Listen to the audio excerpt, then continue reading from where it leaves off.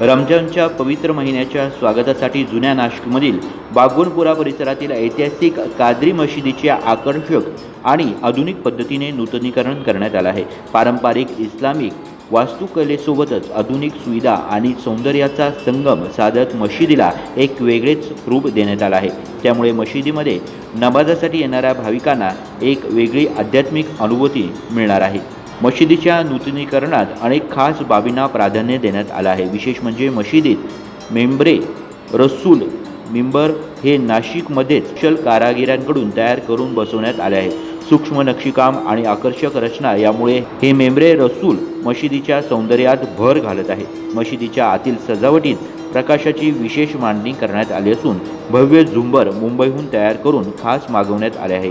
या झुंबराच्या प्रकाशामुळे मशिदीचे अंतर्गत सौंदर्य अधिक खुलून दिसते। याशिवाय नमाज पठणाकरिता वापरण्यात येणारे गालिचे उत्तर प्रदेशातील एक प्रसिद्ध शहरातून विशेष ऑर्डर देऊन तयार करून घेण्यात आले आहे। या गालिच्यांची गुणवत्ता आणि डिझाईन लक्षवेधी असून ते संपूर्ण मशिदीत एकसंध पद्धतीने अंतरले आहेत। नूतनीकरण करताना मशिदीच्या आतील सजावटीमध्ये शक्य तितक्या प्रमाणात मशिदी नाबीच्या वातावरणाची अनुभूती देण्याचा प्रयत्न करण्यात आला आहे। रंगसंगती, लाइटिंग आणि आतील रचना यामध्ये त्या पवित्र मशिदीची झलक दिसावी यासाठी विशेष काळजी घेण्यात आली आहे। मशिदीच्या आधुनिक साऊंड सिस्टीम, हायटेक लाइटिंग, स्वच्छता व्यवस्था आणि नमाजासाठी प्रशस्त जागा उपलब्ध करून देण्यात आली आहे।